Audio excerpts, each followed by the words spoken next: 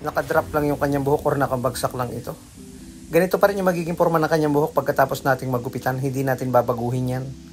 Ang gagawin natin dyan is mag-overcomb tayo. Hindi na muna tayo gagamit dyan ng clipper guard sa pagnipis sa gilid.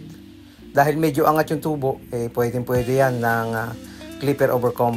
Matatanggal yung mga mahabang buhok dito sa gilid nito. Nasisimplihan ako sa mga ganitong klase ng gupit, kaya sa mga ganitong texture ng buhok ay pwede kayo magpagupit ng tulad ng gagawin natin para sa kanya. Ano bang gupit ito? Abay, siyempre panoorin mo hanggang dulo para makita mo. Ang ginawa natin dyan, naka zero open yan, ninipisan na natin yung patilya. Ipipade natin yung patilya niya ng mababa lang. Ganon din sa likod. Ipipade din natin ng mababa ang likod nito. Pagkatapos natin i-overcomb, ipipade din natin ito. Ang ganda rin ng ganitong buhok. Less maintenance ito dahil lagi siyang maayos tingnan, shiny, at malambot, madulas. Hindi mo na kailangan lagyan ng hair product kapag ganito kalusog yung iyong buhok at laging nakabagsak. Ayun, naka zero open yan. Hinahagod natin ang pa-motion para hindi masyadong mapataas. Yung tubo ng buhok sa likod niya ay hindi isang direksyon lang. Merong papunta rito sa may papuntang kanan. Meron naman na nakadiretso, kaya medyo matcha-challenge tayo sa mga ganong klase ng buhok. And then gamit tayo ng trimmer. Gumawa tayo ng pinakang pa-curve na line, and then tanggalin na natin yung mga natitirang buhok sa ilalim. Saka syempre lagyan na natin ng guhit dito sa may likod ng tenga. Diba hindi mahirap gawin yung ganitong klase ng gupit.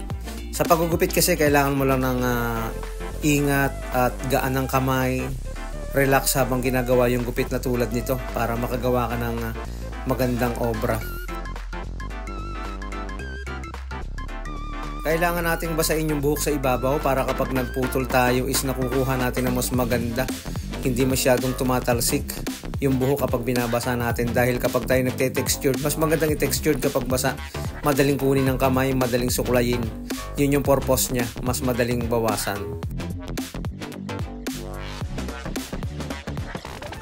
Siyempre pagkatapos naman yan, i-blower na natin yan.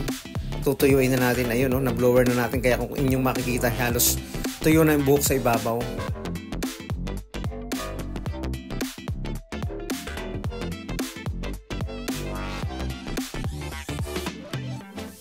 Nililinis natin sa pag-aahit para makita natin yung lines mismo ng magandang forma nito. Ayun nilinis din natin yung mga batok. Ganyan lang yung bangs niya. Mala Daniel Padilla looks na mahaba lang ng konti. Ayun okay na okay. Wala na hair product yan, normal lang. Ganyan talaga yung kanyang forma ng buhok. O diba? Simple, maayos, madaling proseso. Kaya subukan mo na magpagupit ng ganito. Baka bagay sa iyong buhok.